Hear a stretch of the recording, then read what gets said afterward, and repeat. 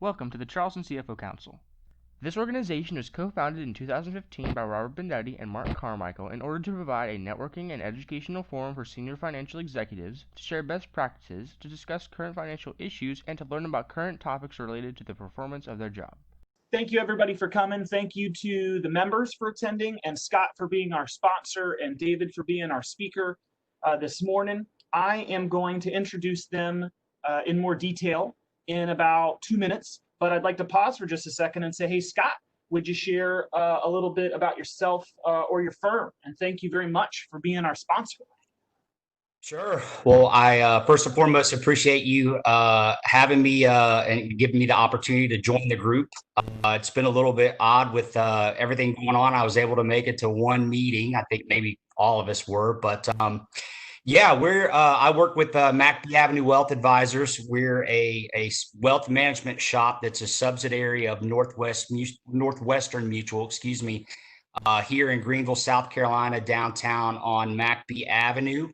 My particular role with our firm is I am the director of retirement plans. I work with two advisors, Mark Clary and Thomas Wilcox, but we have a pretty significant retirement plan book of business, a little over $100 million in assets under management, about 50 plans.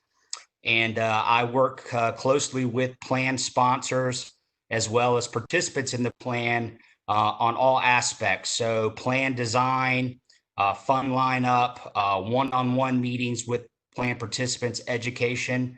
And between Mark, Thomas, and myself, we have close to about 80 years, I want to say, of experience in the financial advising and retirement plan business. So that's a little bit about us.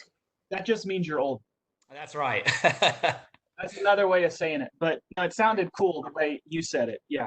Right. Awesome. Well, we'll hear more from Scott and David in just a second. I'm looking forward to the presentation. I got to see the deck ahead of time. It's great and super timely. And then, as I said, throw your questions out in the chat box and we'll pull them every couple of slides.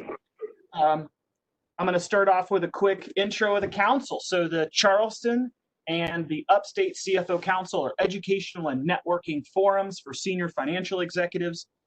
And resource companies are also members. The resource companies make an annual contribution to be a member, and then we give that money away to the Educational Foundation for Women in Accounting. The EFWA has been around 60 years, giving scholarships and doing mentoring to women pursuing accounting degrees, whether that's undergrad or grad or PhD. And there's some volunteers here on this call that have this year agreed to either mentor some of the women that have earned scholarships recently or to review scholarship applications. So thank you to that group. That's awesome. The CFO Council combined, Charleston for 5 years and the Upstate for a year. We've been around and we've been given this money. We've given $80,000 in total through last year. And then this year, in 2020, we've raised $25,000. So we'll crest the $100,000 mark in a few months when I cut them a check. And then we present that check. I get one of those big checks that I print out, and then I write everybody's name in all the CFO councils that had 100% attendance. And your name goes on there, and I make the donation in your honor. So that'll happen in a few months. All right, cool. So Scott and David, give me a thumbs up if you can still hear me. Cool. All right, this is the exciting part. Okay, so Scott and David sent me their bio. I printed it out and then I turn it over, and then I don't read that. I just find stuff on the internet about you. And Scott tried to reveal that to David during a pre-call. That was not cool, Scott, so I found extra stuff about you. All right, David Smith has a super common name, and I did not find anything cool about you, but this is what I think I got. So, David, tell me if any of this is wrong. All right, you're the regional sales director at Empower Retirement. Correct. You're 2 kids? Correct. You're from Augusta? That is correct. And you look like a super active volunteer and board member of Meals on Wheels in Greenville. That is correct. You like to play golf, Correct. and you can, I don't know if this is true, this could be incendiary in this group of the South Carolina CFO Council, but it appears that you attended and are a big fan of the University of Georgia? You know, I am, but South Carolina and Clemson hate each other so much that I'm a complete afterthought. Okay. All right. Scott. Yes. All right. So, Oh, no. There's visuals. Uh-oh. all right, Scott, can you see that? I can. All right. So Scott is the director of retirement plans and you must not be paying for the company business license by the letter. McBee Avenue Wealth Advisors, Northwestern Mutual. Is that correct? Correct. And you're married, wife, and 2 kids. That's right. Did you used to live in Mount Pleasant and now you live in Greenville, South Carolina? I did. On your LinkedIn page, do you not mention your major because you got a history degree? No, not necessarily. I did get a history degree. That is correct. And then, although you live in Greenville, South Carolina, were you born in Isley, South Carolina? I was not born in Easley, South Carolina. No, I did go to high school in Easley, South Carolina. Did you go to Wren High School? I did. State champions. Yes. We're happy to have you. I'll leave it at that. I actually found other things, but I'm being nice because you mentioned that your 2 of your coworkers are on the call. So Okay. I'm gonna stop. I'm gonna Fair stop. enough. David, take it away. Thank you, Robert. Good morning, everybody. Let me give you a little additional detail about my life. I have 2 teenagers. So what that means is that I have incredible bandwidth until about noon. And if you have teenagers, you'll know exactly what that means. How have plan sponsors and plan participants reacted during the COVID-19 crisis? Empower just issued a study. The study is comprehensive to really understand what's happened over the past couple of months.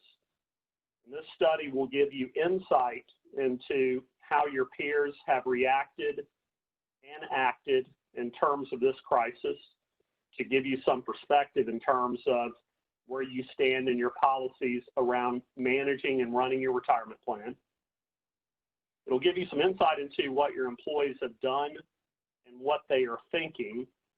And lastly, and most importantly, I think it will give all of us the insight that we need to better crisis-proof our retirement programs. So with that, we will step forward. In terms of Empower, what has Empower been doing? It's been a busy time for Empower, as it has been for most of you. Like in your businesses, obviously, our first consideration was for our associates. Empower has about 5,000 associates. We were able to go to 98% work at home within about 3 days, and able to do that pretty seamlessly relative to our client experience, and we're pretty proud of that. We've also been very active in the community in terms of contributions and donations to assist in folks' efforts to get past this crisis. What does a busy day look like at Empower Retirement? So to give you some perspective in terms of participant investor calls to Empower, on a daily basis, we get somewhere in the order of 12 to 13,000 calls a day. And those calls are fielded by about 1,000 call center reps and financial advisors. On our busiest day, that call volume went from about 12 or 13,000 to 40,000 telephone calls. We're proud to say that we answered most of those calls within 20 seconds, and nobody had to wait more than 2.5 minutes on the telephone to be able to speak to somebody. Our systems remained accessible throughout the crisis and throughout the high volumes. Again, something we're proud of is a few notable financial institutions had system outages based on the volume. And then finally, we took this as the opportunity to do research to understand, again, how people were thinking, how people were reacting. And those are both our client customers. Empower's client customers are like you, businesses that run corporate retirement plans. Our customers are also retirement plan participants, in other words, your employees. So we really dug quite a bit to find some insight. I'm going to share with you a lot of statistics. At the same time, what I'd like to do is also try to share with you the conclusions that we've drawn from the statistics. And I think most importantly, as with everything else, we see the COVID-19 crisis as a catalyst or an accelerator to trends that were already in place prior to the crisis. So we think that the same phenomenon will happen in the retirement plan market.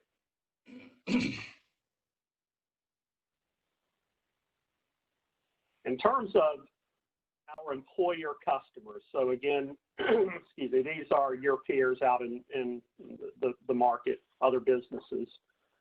What were their priorities during the crisis? Number one, protecting workers' health and safety. As I mentioned, it was Empower's top priority. It was your top priority as well. Secondly, communicating with employees and customers. And third, understanding regulatory changes in terms of the Secure Act and the CARES Act. And I think in terms of the CARES Act, that translates both into what it afforded retirement plan participants, but what it afforded small businesses in terms of access to capital to be able to wade through and get through this crisis. So as you look at this slide, you get some perspective on what your peers in the market were dealing with, what they were most focused on.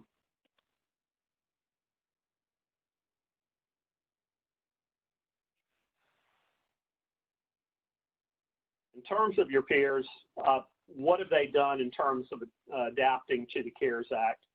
So just a recap of the CARES Act. The CARES Act created provisions within retirement plans to assist plan participants in terms of giving them access to their money. And those would be more lenient distribution, withdrawal provisions, as well as prioritized loan opportunities and leniency on loan repayments. So around 59% of our customers have already or plan to implement CARES Act provisions. About 22% still undecided. And what we found of the undecided, those are generally concerned with what are the implications of giving broad access to assets in the retirement plan. And I think that the question is going to be, for those organizations, will my employees use the access to their retirement funds responsibly? And we have a little more detailed information in a few slides to give you some perspective on have they been using the plan assets for or responsibly. Few are implementing other changes. So 79% of our customers surveyed are not planning on making any plan design changes as a result of what's happened. And that's good news. So in terms of plan design changes, what we would have anticipated and do anticipate would be a lot of customers suspending matching contributions. So at this point, and this statistical information is as of May 15th, so hot off the press, about 11% of customers surveyed and respondents have suspended match, so a little over 1 in 10, and about 5% have made a decrease to their matching contribution.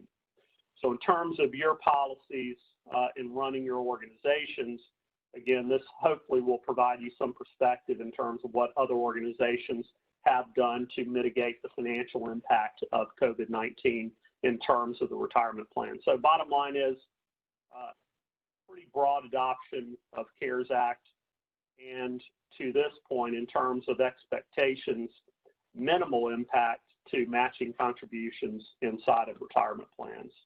Hey, David, Yes. a couple questions that are showing up in the chat box for the previous slide. The first one was on the left side of the screen. You talk about CARES Act adoption. And the question is, any pushback from employees assuming that all the CARES Act changes are required, not optional, for companies that haven't elected them? Yes. And, you know, I think with respect to that, there are a lot of expectations. I think in general, folks, employees, when they funded their own money into these retirement plans, have expectations about access to the money. But that is the risk that a plan sponsor or business runs in terms of not making available CARES Act provisions.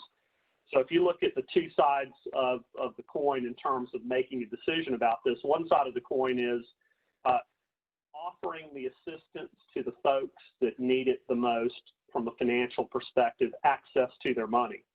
The other side of that coin is, if we make this available, is this going to be abused? What we found in our respondents is companies were more willing to err on the side of giving folks access and taking the chance that some people may abuse it versus having to answer the difficult question as to why, as an organization, they aren't adopting these relief type strategies that have been put in place. So, yeah, great question.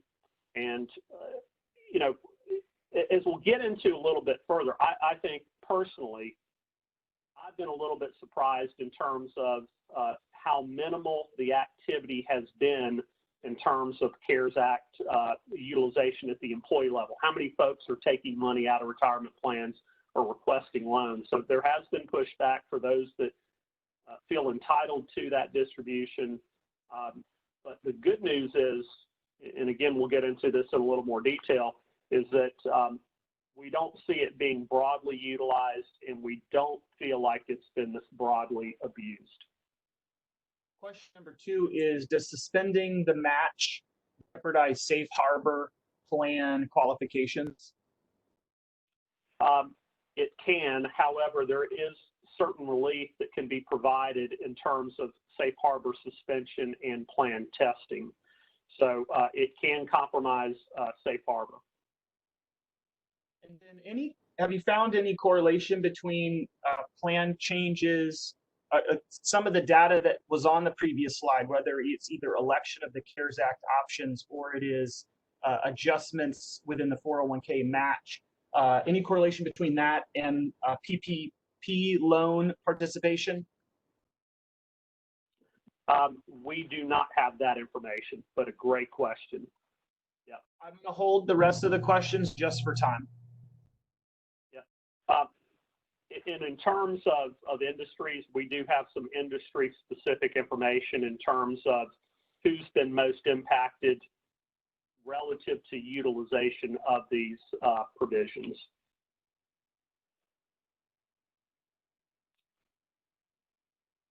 Now, in terms of participants reaching out to their employer, what types of questions do your employees have about the plan relative to what's happened? And this tells a broader story, and it's pretty consistent. About 67%, we'll call it 70%, haven't had any questions, and I'm going to refer to that group as the unengaged, maybe blissfully unaware would be one way to look at it. There are pros and cons of this, which we'll get into.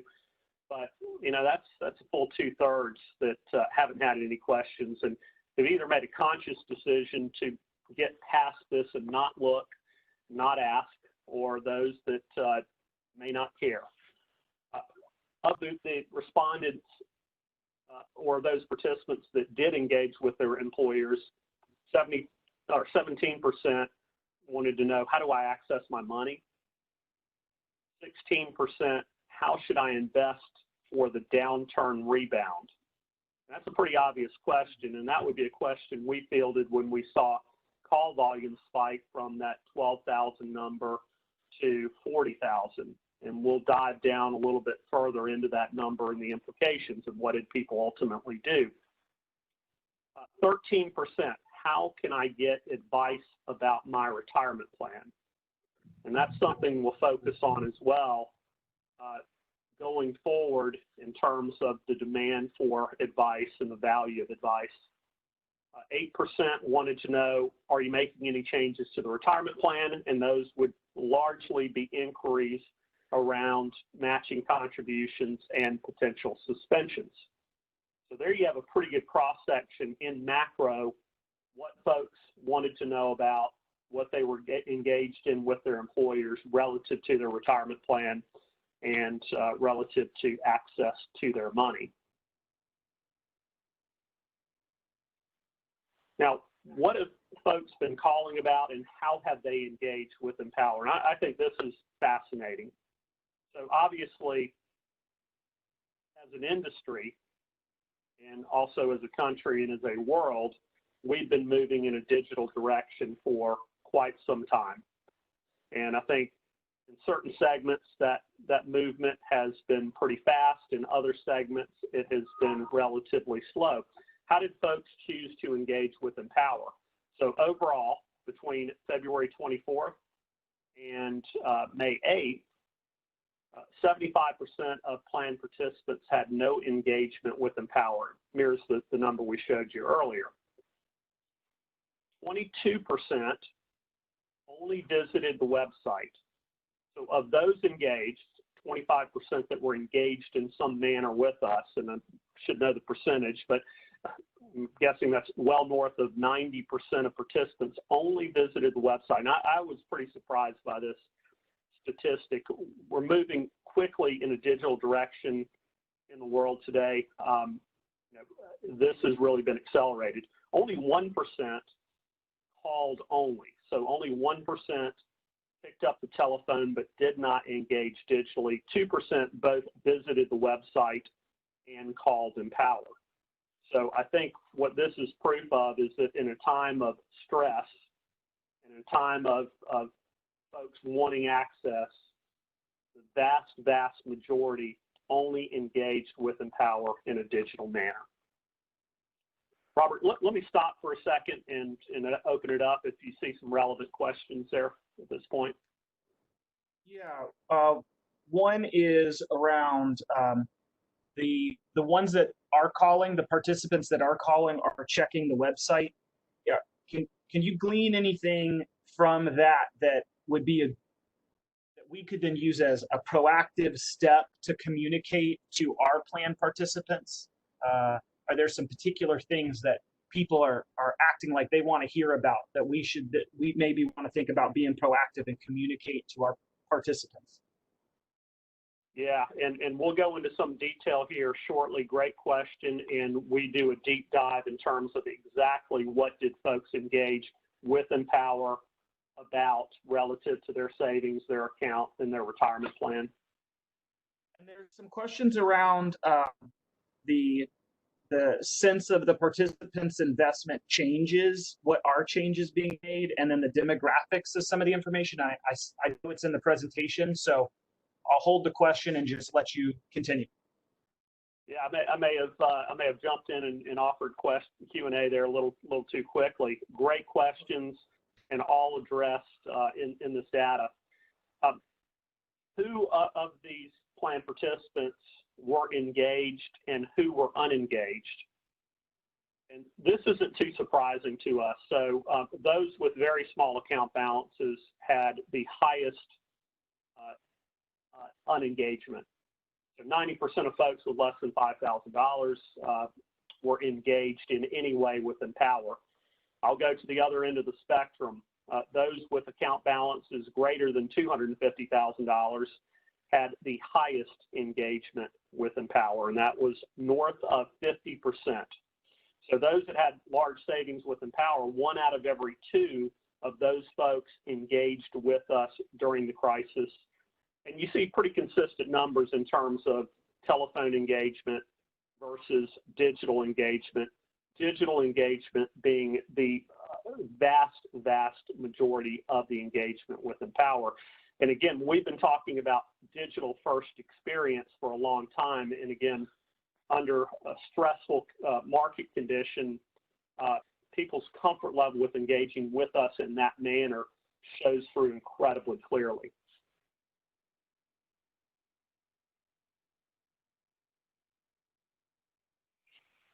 To answer the previous question, when they called us, what did they call about? So mid-January, and I think that that kind of serves as a benchmark or point of perspective relative to what we've seen over the last few months. At mid-January, I think that the issue was on the horizon, not necessarily as immediate as it has been over the last couple of months. So you see a breakdown in terms of what did folks call us about. So the vast majority of the calls that we get every day are people needing to get money out of the retirement plan, and that's the form of a loan, a distribution, a hardship, etc. And then you see fractions of folks asking about investments, web tutorials, etc. So again, typically when we field telephone calls, somewhere in the order of 7 to 8 out of every 10 calls we get, somebody is trying to get money out of the retirement plan. What happened in mid-March? The good news, I guess, is we saw a decline in withdrawal questions or activity. Overall activity was up, so those may have been flat. But you see in mid-March, and mid-March was pretty much the height of the volatility. You see a ton of people asking questions about investments. And we'll dive down a little deeper into this. A lot of folks wanting reassurance, essentially, but am I invested the right way?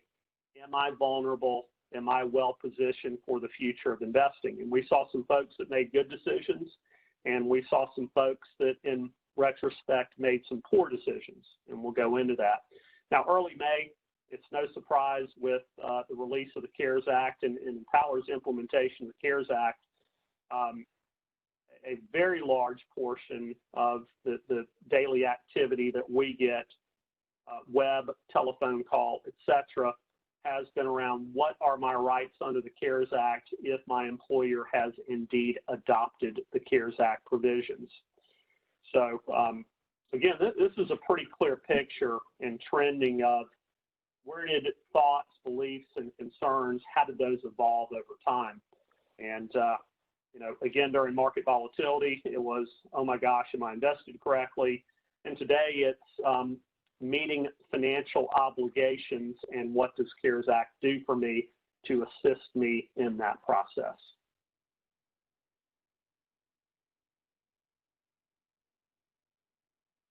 The great news, participants are continuing to contribute to their retirement plans. So under normal circumstances, as folks call us and are engaged in the process of planning for retirement, the vast majority of folks that make changes to their contribution rates under normal conditions make increases to their contributions to the plan. So for every 100 calls that come in or 100 transactions that are entered digitally via our digital experience, 74 out of 100 are going in to increase the amount that they save in ordinary conditions, 26% for whatever reason may need to decrease their contribution.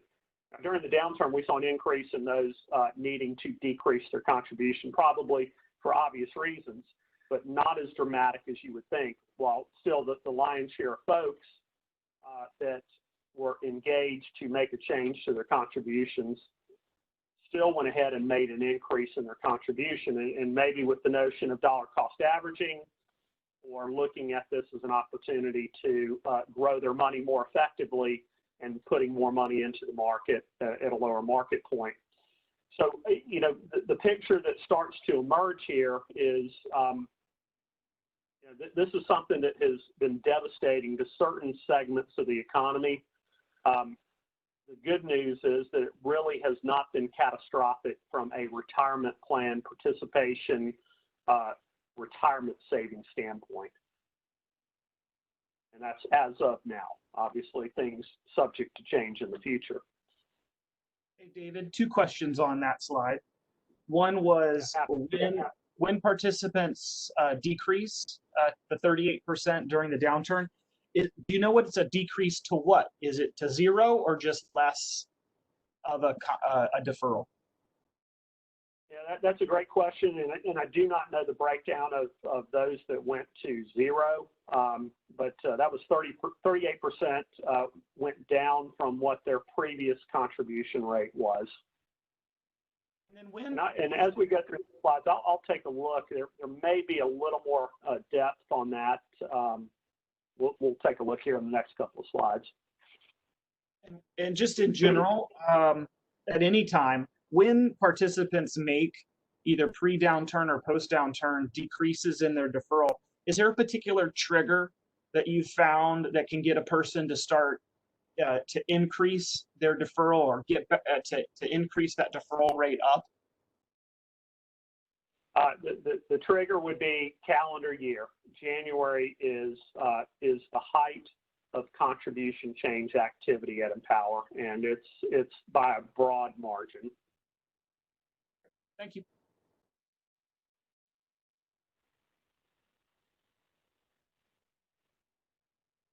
Now, what do folks do with their investments? And this might be the most important aspect of this. And you know, I think at this point, it's a little easier to look back and make assumptions and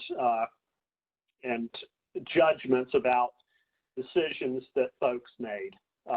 But what do the numbers look like? 98.5% of participants maintained their investment allocations through the downturn.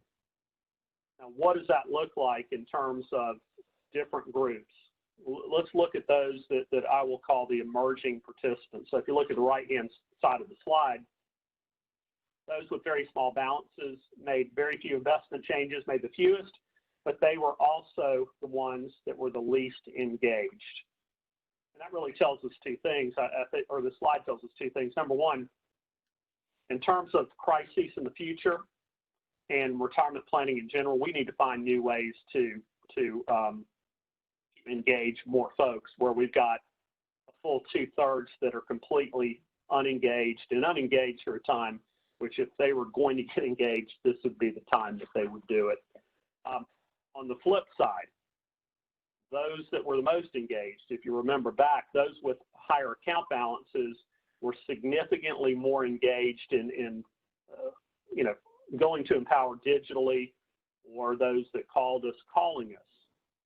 Now, the problem with those that were engaged is they had the highest likelihood of making a contribution change, and the majority of those contribution changes were going from equity to fixed income, and the majority of those changes were when the market was bottoming or toward the lows. So we have a double-barreled problem here. We got to get 2/3 of retirement plan participants engaged in the process to some extent. On the other side, those that are engaged, we have to do a better job of helping them make appropriate choices when market volatility arrives. And on the left-hand side there toward the bottom, again, 50% went from equity to fixed income, 26%. So we did have some people that put more chips in during the downturn, went from fixed income to equity. 24% moved between target dates and equities to fixed income. So about 74% made a decision that was likely, in retrospect, of course, likely a poor decision based on market conditions.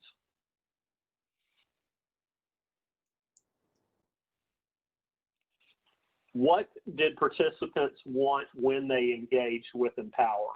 So those folks that sought us out, the vast majority digitally, a few telephone calls, a few at Empower is 40,000 a day, by the way. What do they want? And we see this really as the next catalyst in the industry. As we talked about COVID and this crisis accelerating trends that were already in place, the trend in the retirement plan market today is how do we give Americans access to financial advice? Now, I'll throw out a number here. Empower manages the retirement accounts of close to 10 million Americans.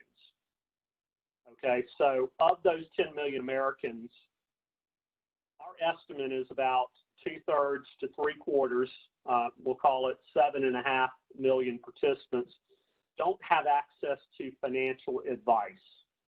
They don't have that privilege. Why do they not have that privilege? Well, in most cases, their account balances, their amount of savings do not warrant them or earn them the privilege of having a financial advisor assist them with investing, with planning, with saving, with drawdown, etc.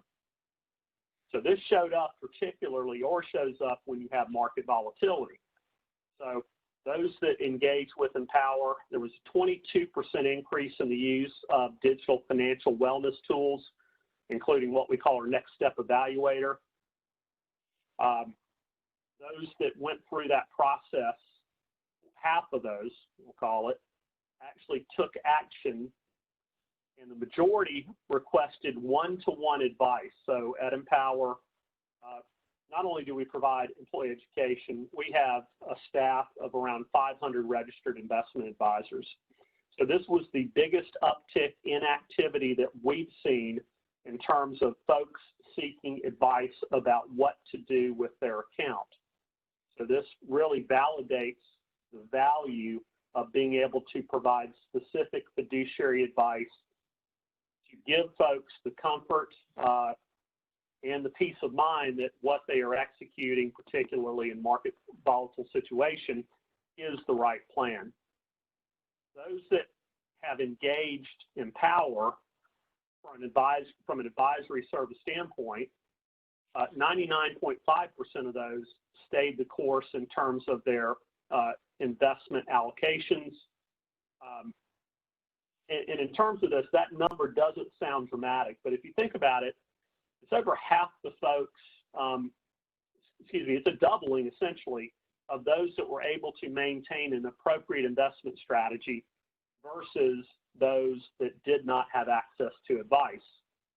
So call volume in terms of our advisory center was up 36% versus 25% for do-it-yourselfers. So those that are engaged in advice felt more comfortable reaching out to us, calling us. One-to-one scheduled appointments more than doubled, 109% increase. So when we talk about the call volumes that we described earlier, that was the biggest thing that folks wanted. Talk to a financial advisor, get investment allocation information. And only 0.3% of managed account users reallocated investments versus 2.6% of do-it-yourselfers. So of the folks that went in and made investment changes and most likely did so at the wrong time, by a margin of, how many times is that? 8 times. Somebody that was trying to manage their investments on their own were 8 times more likely to make an investment change. Most of those changes were a bad choice in terms of what the market's ultimately done. So I will stop for just a second. And Robert, questions? I got a bunch. A couple of you've answered, but in case there's another wrinkle, I'm gonna take 2 of them. One is in the Learning Center, folks that are reviewing the on-demand content, are there particular topics that are most popular, that are key topics participants are wanting to hear about? Investment education modules.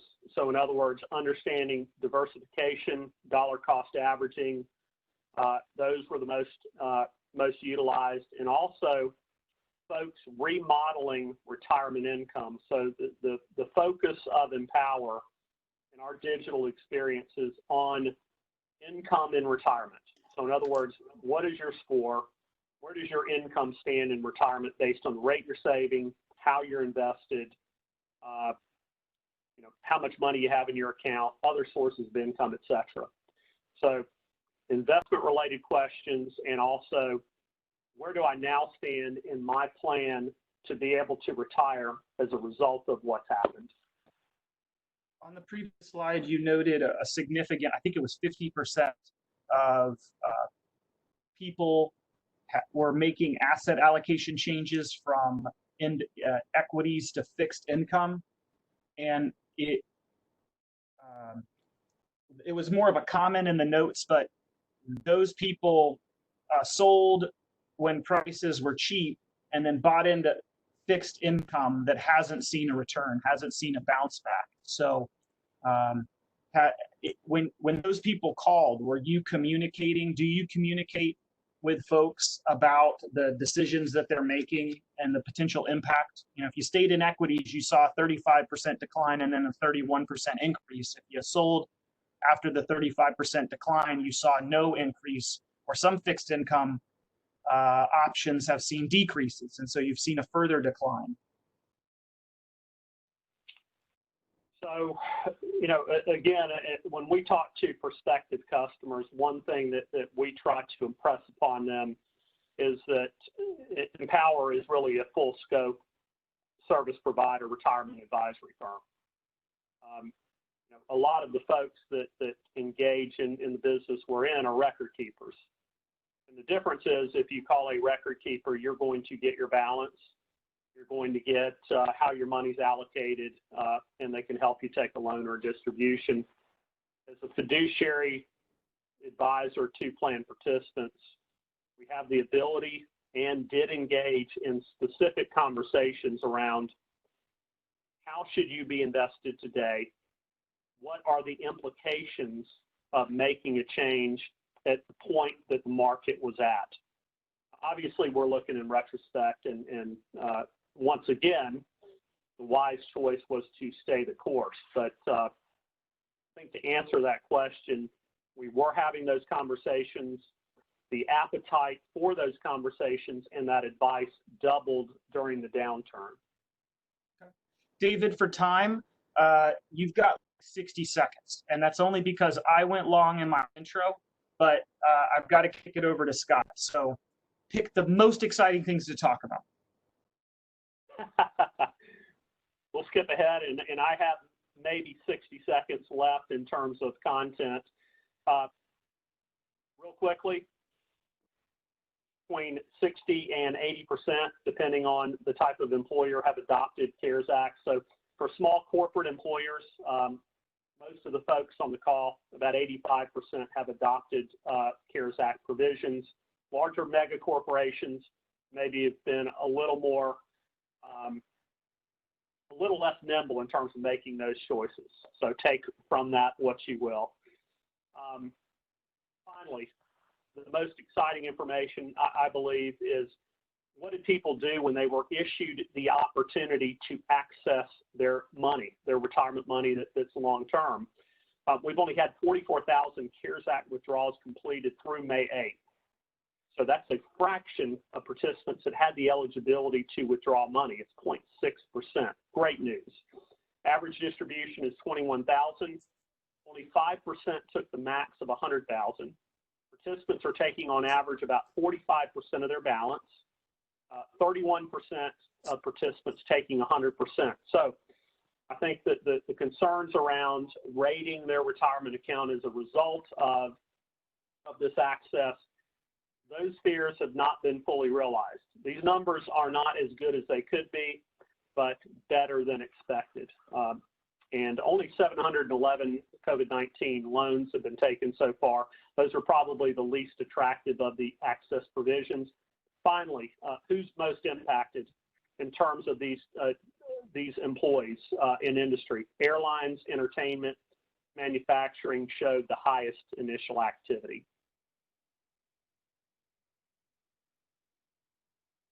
So Robert, with that, that to me encapsulates really the data and usable information in terms of the study. Hopefully, again, it accomplishes the three things we set out to talk about today. Number one, provide each of you insight into what are your peers doing in response to this regarding their retirement programs. What are your employees thinking, and what do they want, and what will they need most during the next crisis? And there is always a next crisis. And finally, how do we improve our methods going forward to crisis-proof or improve the retirement system that's most common in America, and that's the employer-sponsored defined contribution plan. Robert, Robert, I'm going to turn it back to you. And everybody, thank you very much. I know Robert's going to provide contact information if anybody else has any other questions. Scott. Yes, sir. Fantastic. Well, thanks, David. That's great information.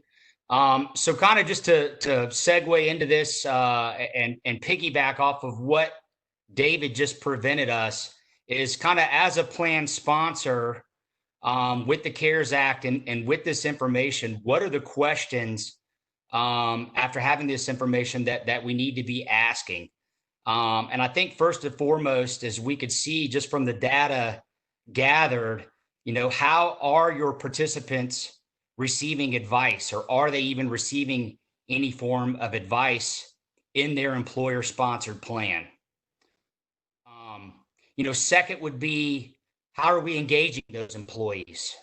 Do we have any methods out there that we're using communication wise, and especially how are we engaging employees with those lower account balances? A lot of what we find, and as David's data has shown, is usually a majority of those folks that maybe have that lower account balance. First and foremost, why they have that is they're probably not saving enough, which is a crisis on its own. So I don't know if there maybe are some questions in regards to, I probably could have answered a couple that were asked to David, just from what we've seen here at our firm and what I deal with on a day-to-day basis. But I don't know if there maybe are any questions that are out there about advice. Yeah, I'll hit you with two. One is, when you speak about participants receiving advice, to piggyback on what David was talking about, is there a number one example of advice the participants are requesting, or should we be communicating to our employees proactively? Yes, definitely should be being proactive with your employees, just kind of as a fiduciary on your plan, making them aware that there's education, and if there is some type of advice out there, they certainly need to be made aware of that fact. So what type of advice are they seeking, and what are we giving? One-on-one advice would be first and foremost. That's something that we certainly do at our firm. A big portion of what I offer and what I do on my day-to-day interaction, with the 50 plans that we have, is we certainly can sit down and are willing to sit down one-on-one with any plan participant that we're affiliated with. And a lot of times you might see a plan sponsor that might have an advisor on their plan, and the participants aren't even aware that they would have access to that advisor to sit down and chat one-on-one, or that advisor. Sometimes we see they don't even offer that. They're too busy, kind of dealing with their individual clients during this crisis. And there tends to be sometimes a focus that goes away from the 401k plans that they maybe have under them that they're advising on. As far as engaging, what are some ways to engage employees? You can work with your plan sponsor, or with your record keeper, to maybe do like a targeted communication piece. So there are ways that you can pick through data and target certain people with maybe lower account balances with an email or a mailing of some sort. Another thing that we're big proponents of here is certainly education, getting out there and having someone like me or an advisor or anyone come on site and offer to hold, any type of basic investing seminars, savings, things focused around Social Security. That's a big one that we tend to see a lot of the employees, sometimes with the lower account balances, have this misconception of how far Social Security is going to provide for them in retirement. And so that tends to lead to lower savings rate, as they just think that Social Security might provide more income in retirement than it really will. So that's kind of been tough now, just with everyone working from home, but there are a ton of webinars that we can hold. There are a lot of record keepers that have educational pieces out there that you can do digitally as well to try and engage with those employees. Scott, I got 3 other questions. I'm gonna hold them for time until the end to let you get through, so we don't Okay. go over. Great. So we go to the next slide here. So this is really kind of backing up what David said too, is with the CARES Act. Let's backtrack here. And what should plan sponsors really be doing now in regards to the CARES Act provisions that have been passed? So the first would be with your advisor. And if your advisor is not reaching out, this is what we're seeing here at McBee Avenue, what I've proactively been trying to do with our plan sponsors and our plan contacts is first, in some way, shape, or form, is hold some form of fiduciary meeting. Address any type of plan issues that are being caused by business decisions. So we have seen some plans that have scaled back their match. Some have eliminated their match, just as an example there. Second, and this is a really big one, and I saw some questions on this, but in that meeting, you really need to determine which CARES Act provisions that you want to implement. And record keepers are handling this differently. So some record keepers out there, and record keeper meaning Empowers or your Fidelities or your Vanguards, some have taken it the measure just to say, we're going to automatically assume that you want to implement every provision of the CARES Act, and we're going to move forward with that with your plan participants as they call in, unless you contact us and let us know, okay, there's a certain act of provision of this that we don't want in our plan. Then you'll have others that say they're not adopting anything unless they hear from you. So if you haven't had that conversation yet, there is some, record keepers are handling it differently. One thing I did want to touch on, that somebody asked a question, which should we or shouldn't we do? Just as an example, as we have a plan sponsor that months back elected to do away with loans in their plan. So they were not offering loans any longer in their plan.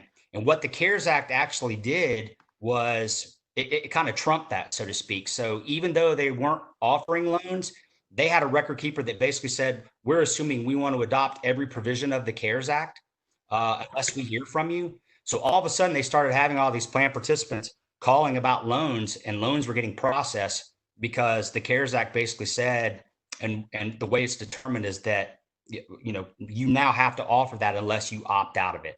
So certainly if there's some provisions that you for whatever reason that you feel you don't want implemented in your plan, have that meeting and then make sure you document that rationale as to why you didn't. And again, that leads back to what David's saying, is just having employees maybe down the road that might be upset saying, why didn't you offer this to us for me to be able to access my money?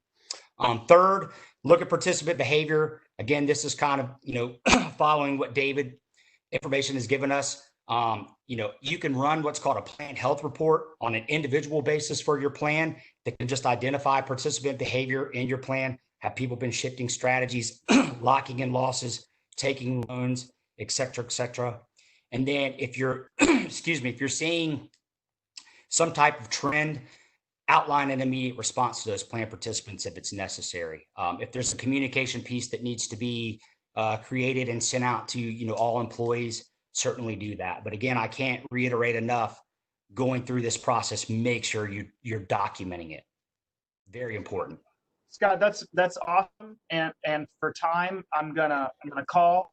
There's a couple more slides that I'm gonna send out to the members, but I think that is really, really fantastic and a really strong presentation. There's a ton of compliments in the chat feature. You've got some clients, both Empower and Scott, you and your firm, some clients on the call with a lot of compliments in the chat box. Empower users talking about how powerful your tool is and your website.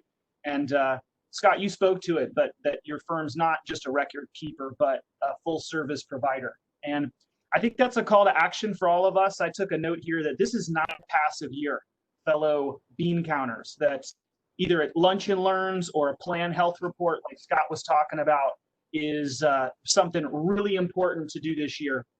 And I'm going to close with something, David, I didn't find out about you, but I got in the chat box. David, was your father a local TV weatherman in Augusta for 32 years?